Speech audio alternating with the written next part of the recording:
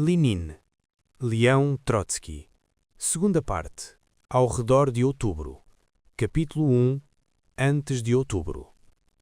Lenin chegara a Petersburgo, tendo discursado em comícios operários contra a guerra e contra o governo provisório. Soube-o através de jornais americanos, pois encontrava-me então em Amherst, no Canadá, num campo de concentração.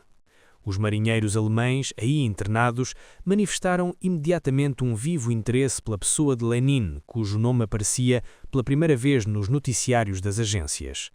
Todos estes homens esperavam com ansiedade o fim da guerra, que deveria abrir-lhes as portas da prisão. Prestavam a maior atenção a qualquer voz que se levantasse contra a guerra. Até então apenas conheciam Liebknecht, mas tinha-lhes sido afirmado frequentemente que Liebknecht se deixara comprar. Começavam agora a conhecer Lenin. Eu falava-lhes dos tempos passados em Zimmerwald e em Kiental. A atuação pública de Lenin reconduziu a Liebknecht um grande número deles.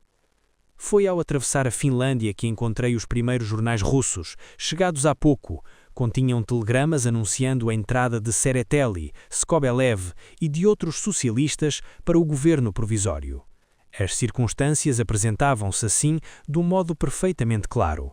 Tomei conhecimento no dia seguinte à minha chegada ou no dia imediato a esse das teses de abril de Lenin. Era precisamente o que faltava para iniciar a revolução.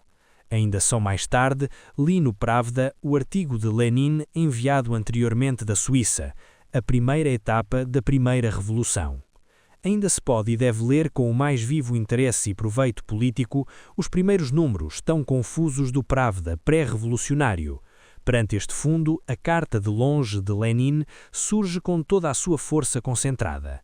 Este artigo, muito calmo e de um tom teórico e explicativo, poderia ser comparado a um enorme espiral de aço fortemente enrolado sobre si próprio que deveria seguidamente desenrolar-se e expandir-se, abrangendo no seu desenrolar o conteúdo da revolução. Combinei com o camarada Kamenev falar com a redação do Pravda logo após a minha chegada. Esta primeira entrevista teve lugar, parece-me, a 5 ou 6 de maio. Disse a Lenin que nada me afastava das suas teses de abril e da linha seguida pelo partido após o seu regresso à Rússia. Tinha perante mim uma alternativa: ou entrar individualmente numa organização do partido, ou tentar levar para Petersburgo a elite dos unionistas, da cuja organização faziam parte cerca de 3.000 operários e a que estavam ligadas numerosas e preciosas forças revolucionárias. Uritsky, Lunacharsky, Yoff, Vladimirov, Manuilsky, Karakan, Yureniev, Pozern, Litkens e outros.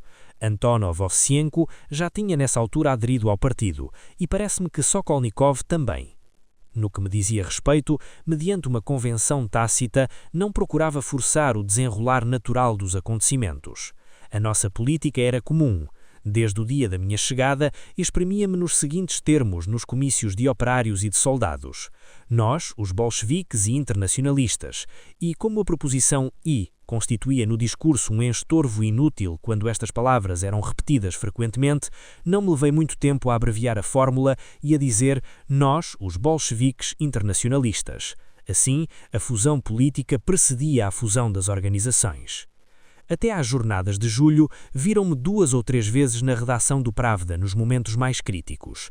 Nestes primeiros encontros, e mais ainda após as jornadas de julho, Lenin aparentava uma concentração de todo o seu ser levada ao mais alto grau, um recolhimento interior notável sob uma aparência de calma e de simplicidade prosaica. Nessa altura, o regime de Kerensky apresentava-se como todo-poderoso. O bolchevismo apresentava-se apenas como um punhado insignificante de pessoas. O partido não tomara ainda consciência da sua força futura. E, simultaneamente, Lenin ia-o conduzindo com mão segura para tarefas mais importantes.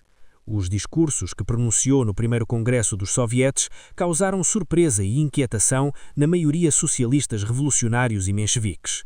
Sentiam de um modo confuso que este homem fazia mira para muito longe, mas não conseguiam ver o alvo, e os pequenos burgueses revolucionários interrogavam-se: quem é ele? Quem é ele? Um simples maníaco ou um projétil histórico de uma força explosiva inaudita? O discurso de Lenin no Congresso dos Sovietes, em que falava da necessidade de prender 50 capitalistas, não foi talvez totalmente feliz do ponto de vista oratório. Teve, contudo, um significado excepcional. Breves aplausos dos bolcheviques, relativamente pouco numerosos, apoiaram o orador que desceu da tribuna com o ar de um homem que ainda não disse tudo e que talvez não tenha dito o que tinha para dizer exatamente como desejava. E, ao mesmo tempo, perpassara na sala um sopro extraordinário. Todos sentiram nesse momento o vento do futuro, enquanto olhares assustados acompanhavam este homem de aspecto tão comum e, contudo, enigmático. Quem era? Quem era ele? Não dissera Plekhanov, no seu jornal acerca do primeiro discurso de Lenin no território revolucionário de Petersburgo, que se tratava de delírio? Não estavam os delegados eleitos pelas massas, quase todos ligados aos socialistas revolucionários e aos mencheviques? E até nos meios bolcheviques, não tinha a posição de Lenin provocado o mais vivo descontentamento? Por um lado, Lenin exigia categoricamente uma ruptura não apenas com o liberalismo burguês, mas com todos os partidários de uma defesa nacional. Organizava a luta no interior do seu próprio partido contra esses velhos bolcheviques que, escrevia, tinham desempenhado já por mais de uma vez um triste papel na história do nosso partido, repetindo sem nexo uma fórmula aprendida de cor, em vez de estudar na sua originalidade singular a nova realidade viva. 2. Assim, e para um observador superficial, Lenin enfraquecia o partido, embora, ao mesmo tempo, declarasse no Congresso dos Sovietes: não é verdade que, neste momento, nenhum partido consinta em tomar o poder. Existe um partido disposto a fazê-lo, o nosso. Não existirá uma contradição monstruosa entre a situação de um pequeno círculo de propagandistas isolando-se de todos os outros e essa pretensão claramente expressa de tomar o poder em um país imenso, abalado até ao âmago? Contudo, o Congresso dos Sovietes ignorava totalmente o que queria, o que podia esperar este homem estranho, este visionário frio que escrevia pequenos artigos em um minúsculo jornal. Quando Lenin, com uma simplicidade magnífica, que aos verdadeiros ingênuos parecia ser ingenuidade, declarou no Congresso dos Sovietes: o nosso partido está pronto a tomar o poder, em toda a sua extensão. Ouviu-se uma gargalhada geral. Riam à vontade, retorquiu Lenin, conhecedor do provérbio «Rire bien qui rire le dernier». Lenin gostava desta expressão francesa, pois estava firmemente disposto, no que lhe dizia respeito, a ser o último a rir. Tranquilamente continuava a demonstrar que seria preciso, de início, prender 50 ou 100 dos milionários mais importantes e declarar ao povo que considerávamos bandidos os capitalistas e que Terechenko não valia mais do que Miliukov, sendo apenas mais estúpido. As ideias simples, terrivelmente, inexoravelmente ingênuas. E este representante de uma pequena parte do soviete, que de vez em quando o aplaudia moderadamente, dizia ainda à Assembleia: receiam o poder? Pois bem, nós estamos prontos a tomá-lo. Riam-se, é claro, de um riso então quase indulgente, mas apesar de tudo um pouco inquieto. Lenin escolheu para texto do seu segundo discurso algumas palavras de uma simplicidade extraordinária. Citou o que lhe escreveu um camponês. O homenzinho pensava que deveria exercer-se uma maior pressão sobre a burguesia, de forma a fazê-la arrebentar pelas costuras.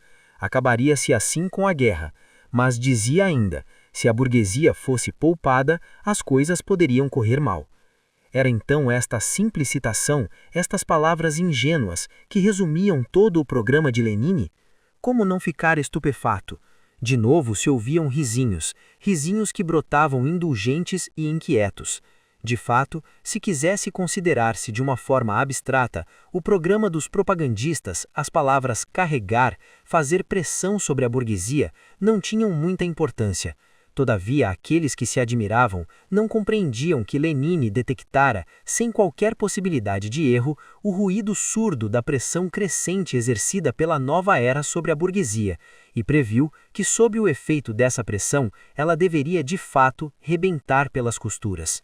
Na realidade, Lenin não se enganou quando em maio explicava a Monsieur McLachlan que este país de operários e camponeses indigentes se situa 1000 vezes mais à esquerda do que os Chernov e Tsereteli, e 100 vezes mais à esquerda do que nós, os bolcheviques. É aqui que se torna necessário nos apercebermos da fonte principal em que se baseia a tática de Lenin.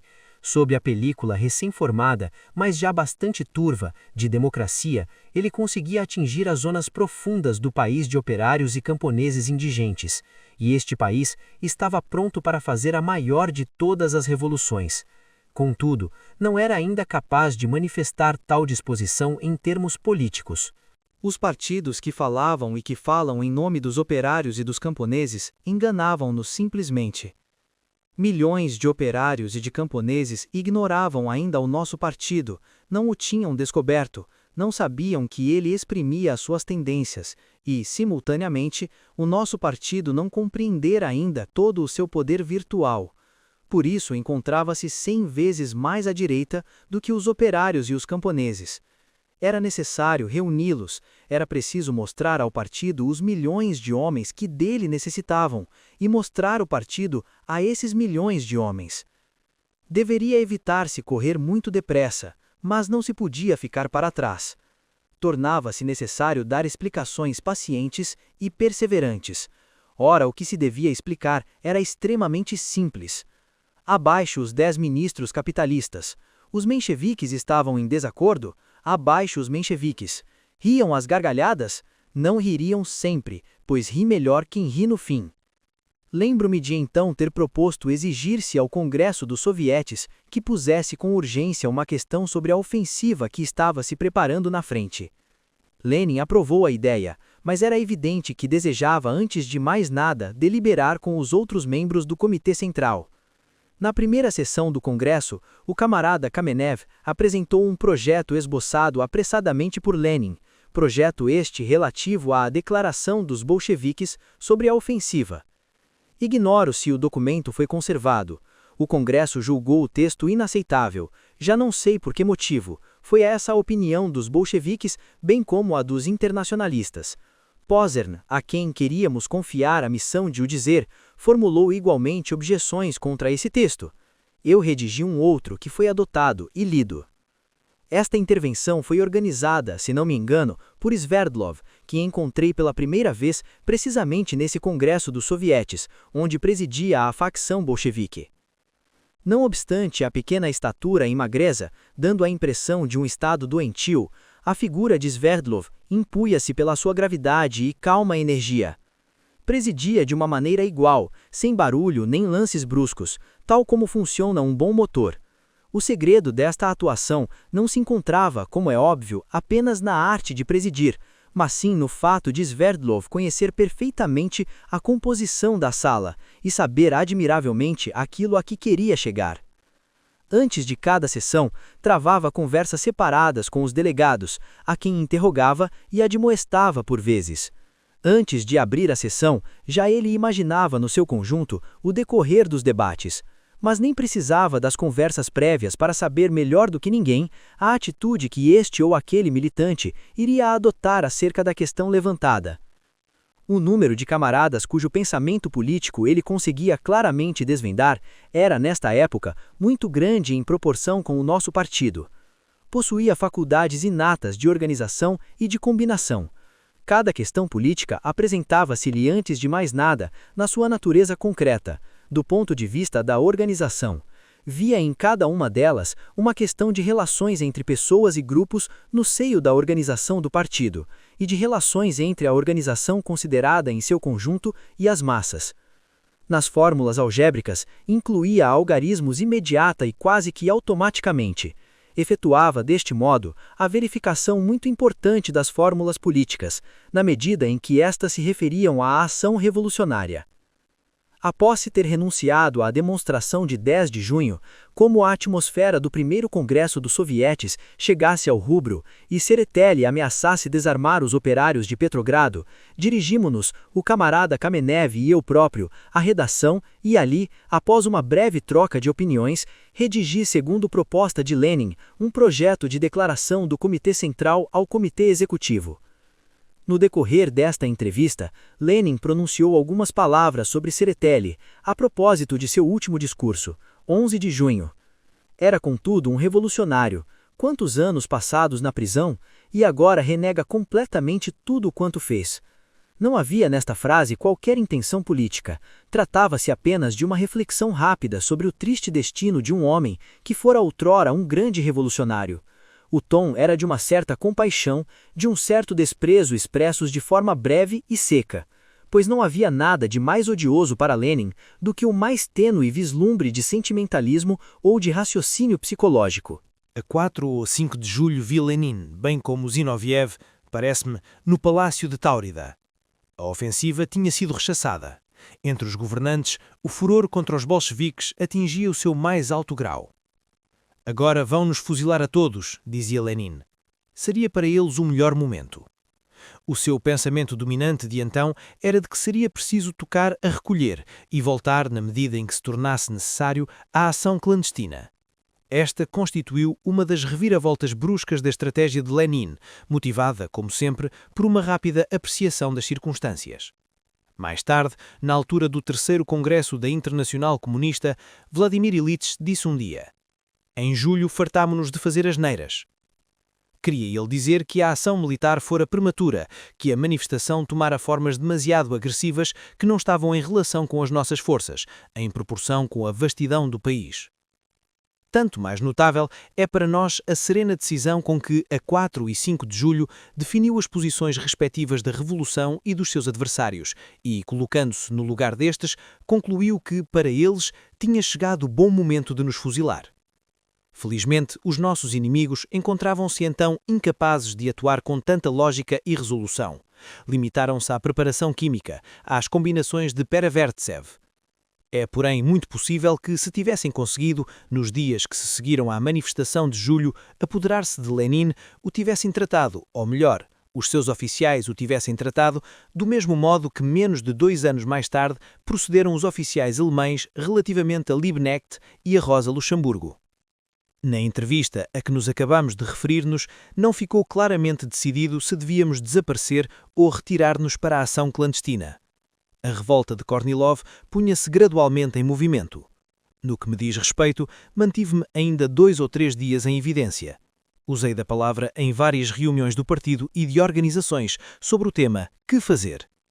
O ímpeto furioso desencadeado contra os bolcheviques parecia insuperável. Os mencheviques tentavam por todos os meios aproveitar-se de uma situação que não teria sido criada sem o seu concurso. Recordo-me que tive a oportunidade de falar na biblioteca do Palácio de Táurida, numa reunião de representantes dos sindicatos. A sala compunha-se, quando muito, de algumas dezenas de homens, isto é, de cúpulas. Os mencheviques dominavam. Demonstrei a necessidade que tinham os sindicatos de protestar contra a alegação que acusava os bolcheviques de estarem ligados ao militarismo alemão. Rememoro confusamente as peripécias desta reunião, mas recordo com nitidez 2 ou 3 fisionomias sarcásticas que mais não pediam do que serem esbofetadas. No entanto, o terror aumentava. Prendiam-se pessoas. Mantive-me escondido durante vários dias na habitação do camarada Larin. Seguidamente, comecei a sair, fiz uma aparição no Palácio de Táurida e em breve fui preso. Só fui posto em liberdade quando a revolta de Kornilov atingia o seu ponto máximo e quando o fluxo de bolchevismo começava a subir em força. Nessa altura, os unionistas já tinham entrado para o partido. Sverdlov propôs-me ir ver Lenin, que ainda se encontrava escondido. Já não me lembro quem me conduziu à habitação proletária, centro de conspiração, onde deveria encontrar Vladimir Ilitch. Foi talvez Ráquia quem me levou lá. Também aí apareceu Kalinin, que Lenin continuou a interrogar longamente na minha presença sobre o estado de espírito dos operários, perguntando-lhe se estes iriam combater, se continuariam até ao fim, se seria possível tomar-se de conta do poder, etc. Quais seriam então os estados de ânimo de Lenin? Se quisermos caracterizá-los em 2 palavras, poderemos dizer que consistiam em impaciência reprimida e uma profunda inquietude. Ele apercebia-se claramente que chegara o momento de jogar tudo por tudo, parecendo-lhe, não sem razão, que nas esferas superiores do partido não se sabia discernir todas as conclusões que se impunham. A conduta do Comitê Central parecia-lhe demasiado passiva e oportunista. Lenin julgava não lhe ser possível retornar abertamente à ação, pois temia, e com razão, que o prendessem e que essa medida fixasse e reforçasse até a atitude de expectativa dos principais militantes. O que nos levaria forçosamente a deixar escapar uma situação excepcionalmente revolucionária.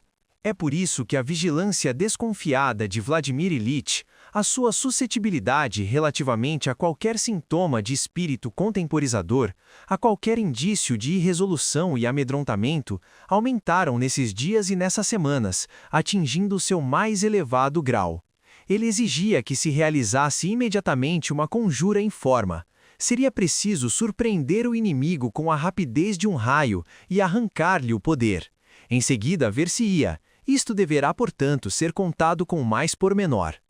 O biógrafo terá de apreciar do modo mais escrupuloso o próprio fato do regresso de Lenin à Rússia e o contato que estabeleceu com as massas operárias. Com exceção de um curto espaço de tempo situado em 1905, Lenin passara mais de 15 anos emigrado.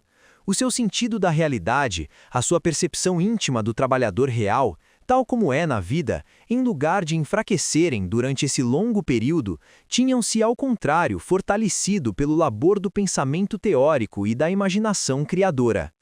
Através dos encontros e das observações que lhe fornecia o acaso, ele desvendava e reconstituía a imagem do conjunto.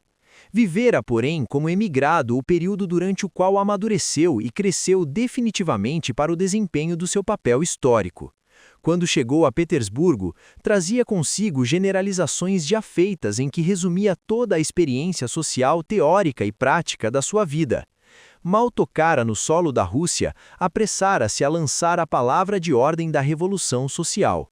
Mas foi apenas então, na experiência vivida com as reais massas trabalhadoras, despertadas na Rússia, que começou a verificação de todo o conjunto de pensamentos acumulados, revistos, fixados durante tantos anos.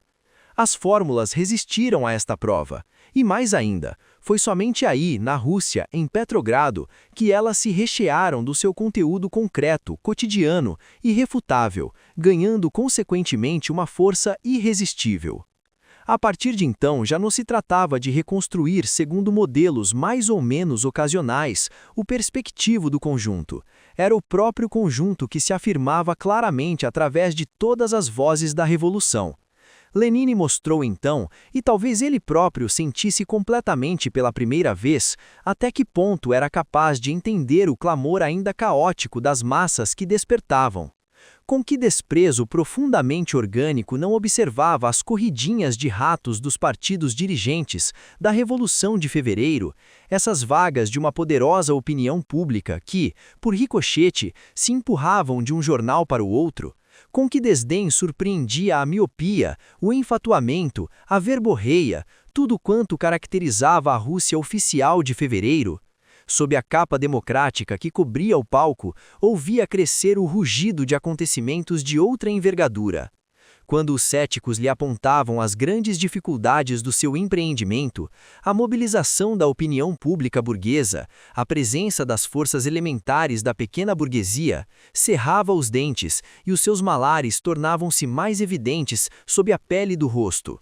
Isto significava que se continha para não dizer aos céticos, muito simples e francamente, o que pensava deles.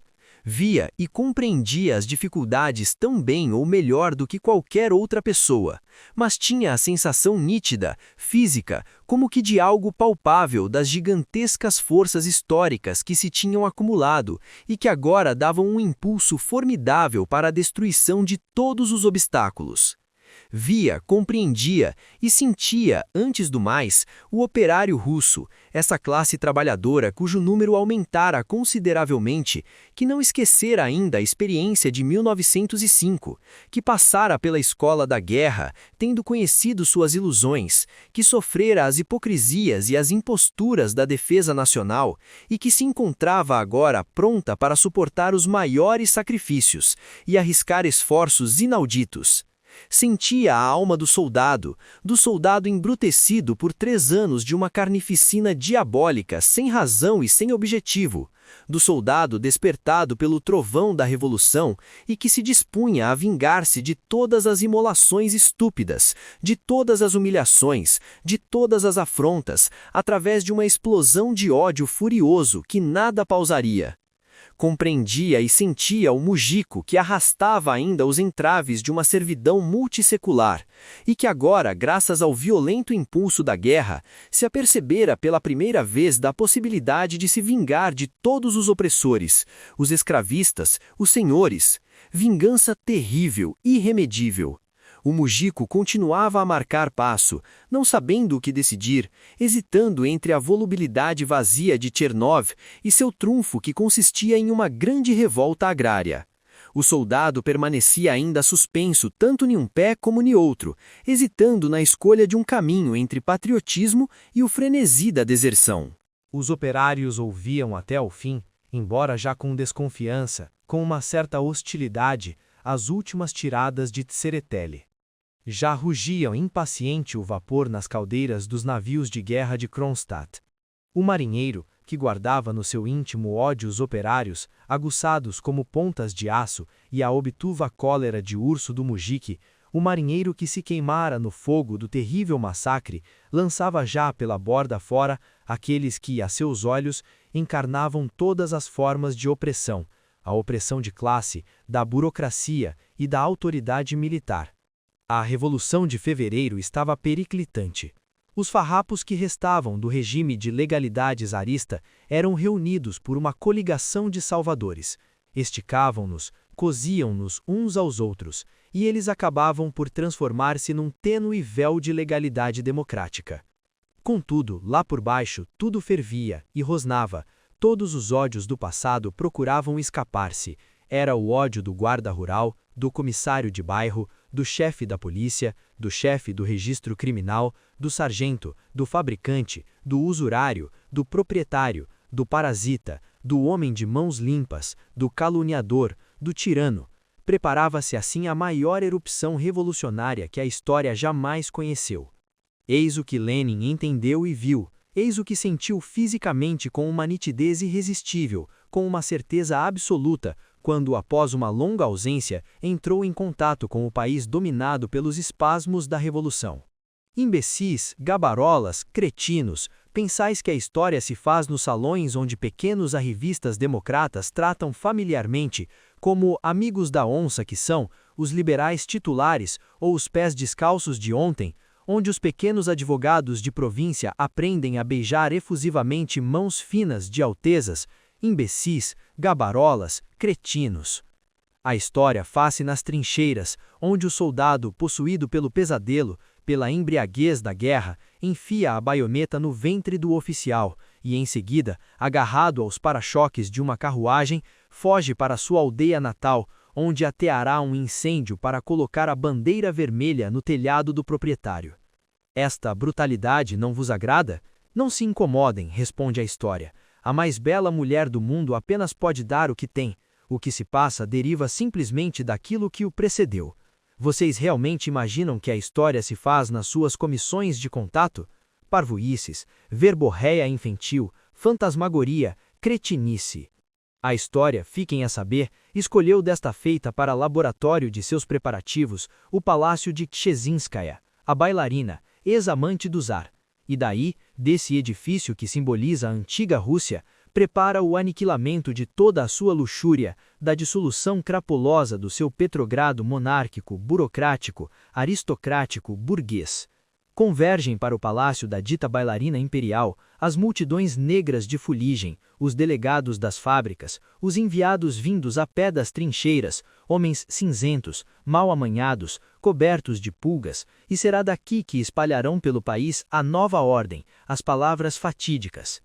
Os desprezíveis ministros da Revolução deliberavam e interrogavam-se sobre o que fazer para restituir o palácio à sua proprietária legítima. Os jornalistas burgueses, socialistas revolucionários, mencheviques, rangiam os dentes cariados, lamentando-se pelo fato de Lenin, do alto da varanda de Kshezhinskaya, lançar as palavras de ordem do levantamento social. Mas estes esforços tardios até nem chegavam para aumentar o ódio que Lenin sentia pela antiga Rússia, nem para dar mais vigor ao seu desejo de represálias. Tanto um quanto o outro tinham atingido o limite máximo. O Lenin que se erguia na varanda de Kshezhinskaya era o mesmo que 2 meses mais tarde se esconderia em uma meda de feno e que algumas semanas depois ocuparia o cargo de presidente do Conselho dos Comissários do Povo. Ao mesmo tempo, Lenin notava que no interior do partido começava a criar-se uma certa resistência conservadora, a princípio mais psicológica do que política, perante o imenso passo em frente que era necessário arriscar. Observava com inquietação as divergências que se manifestavam cada vez mais nas disposições de certas lideranças do partido e no estado de ânimo das massas trabalhadoras. Não considerou por nenhum minuto ser suficiente que o Comitê Central adotasse a fórmula da insurreição armada. Sabia bem o quão difícil é passar das palavras aos atos. Com toda a energia e com todos os meios de que dispunha, esforçava-se para colocar o partido sob a pressão das massas e o Comitê Central do partido sob a pressão dos escalões inferiores. Recebia companheiros no seu asilo, colhia informações, verificava-as, procedia a interrogatórios, organizava a contradição, lançava por vias indiretas e transversais suas palavras de ordem no seio do partido, lançava-as para baixo, em profundidade, de forma a colocar os chefes perante a necessidade de agir e de ir até o fim.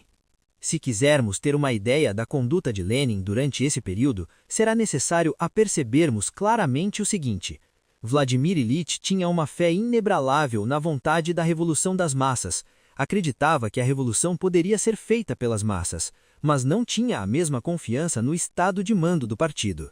E, contudo, compreendia tão claramente quanto possível que não havia tempo a perder. É impossível deixar à vontade uma situação revolucionária até ao momento em que o partido está pronto a utilizá-la. Constatámo-lo recentemente através do exemplo da Alemanha. Ainda há pouco tempo podia ouvir-se exprimir a opinião de que, se não tivéssemos tomado o poder em outubro, tê-lo-íamos alcançado 2 ou 3 meses mais tarde. Grosseiro engano. Se não tivéssemos tomado o poder em outubro, nunca mais conseguiríamos fazê-lo. A nossa força nas vésperas de outubro baseava-se num constante afluxo das massas que acreditavam que o nosso partido, que este partido, conseguiria aquilo que os outros não tinham podido fazer. Se nessa altura as massas tivessem notado no nosso seio qualquer hesitação ou adiamento, se tivessem constatado que os nossos atos não correspondiam às nossas palavras, ter-nos-iam abandonado no prazo de 2 ou 3 meses, tal como se haviam afastado dos socialistas revolucionários e dos mencheviques. A burguesia teria beneficiado de umas tréguas, teria aproveitado para assinar a paz. A relação das forças ter-se-ia assim modificado radicalmente e o golpe de Estado proletário teria ficado relegado para um período indeterminável. Eis precisamente o que Lenin compreendia, o que sentia, o que notava. Derivavam daí a sua inquietação, a sua ansiedade, o seu desafio. Daí também a pressão furiosa que exerceu e que se revelou salutar para a Revolução. As dissensões no interior do partido, rebentando como uma tempestade durante as jornadas de outubro, haviam-se manifestado já anteriormente nas diversas etapas da Revolução. A primeira escaramuça, onde, antes de mais nada, se puseram em causa os princípios, mas no decorrer da qual a discussão permaneceu ainda no domínio calmo da teoria, teve lugar imediatamente após a chegada de Lenin e referiu-se às suas teses. O segundo encontro, que teve o caráter de um choque surdo, produziu-se na altura da manifestação armada de 20 de abril. A terceira colisão deu-se a propósito da tentativa de manifestação armada de 10 de junho. Os moderados julgavam que Lenin queria embaraçá-los com uma demonstração de força, mostrando-lhes uma perspectiva de insurreição. O conflito que se verificou seguidamente foi mais grave. Deu-se após as jornadas de julho. Os desacordos chegaram à imprensa. A etapa seguinte, no desenrolar da luta interna, foi marcada pela questão do pré-parlamento. Desta vez, 2 grupos afrontaram-se abertamente dentro do partido. Terá sido redigido um processo verbal da sessão? Terá sido conservado? Ignoro-o. Porém, os debates apresentam indubitavelmente um interesse extraordinário. As 2 tendências, a que queria a tomada do poder e a que preconizava um poder que desempenhasse o papel de oposição na Assembleia Constituinte, definiram-se então com clareza suficiente. Os que queriam o boicote do pré-parlamento ficaram na minoria, mas o seu número não se distanciava muito da maioria. No que respeita aos debates ocorridos nessa facção e à decisão tomada, Lenin replicou-lhes em breve do fundo do seu asilo por meio de uma carta ao Comitê Central. Esta carta, onde Lenin, em termos mais do que enérgicos, se solidarizava com os autores do boicote de a Duma de Buliguin, isto é, de Kerensky-Tsereteli, não consigo encontrá-la na segunda parte do tomo 14 das Obras Completas. Terá sido conservado este documento extremamente precioso? As dissensões atingiram o seu apogeu mesmo nas vésperas de outubro, quando se tratou de adotar definitivamente a linha que conduzia à revolta e à fixação da data da insurreição. E, finalmente, após o golpe de Estado de 25 de outubro, os diferendos agravaram-se ainda em relação à questão da coligação com os outros partidos socialistas. Seria extremamente interessante reconstituir com todos os pormenores concretos o papel desempenhado por Lenin nas vésperas de dias 20 de abril, 10 de junho e das jornadas de julho. Em julho fizemos as neiras, diria mais tarde Lenin. Afirmava-o no Conversas Particulares e recordo-me que o repetiu numa conferência realizada pela delegação alemã a propósito dos acontecimentos de março de 2021 na Alemanha. Em que consistiam, pois, todas essas asneiras? Numa experiência enérgica ou demasiado enérgica, numa operação de reconhecimento levada a cabo ativamente ou demasiadamente ativamente. Tornava-se necessário efetuar de tempos a tempos estes reconhecimentos, sob pena de perder o contacto com as massas. Mas sabe-se, por outro lado, que um reconhecimento ativo transforma-se por vezes, natural ou à força, numa batalha geral. Foi justamente o que esteve para acontecer em julho. Felizmente, bateu-se a tempo em retirada. E nessa altura, o inimigo não teve a ousadia de aproveitar a vantagem até ao fim. Não será por acaso que lhe faltou a ousadia. O regime de Kerensky era por sua própria essência o regime das tergiversações, e a poltronice do kerenskismo paralisava tanto mais a aventura de Kornilov quanto maior era o medo que sentia.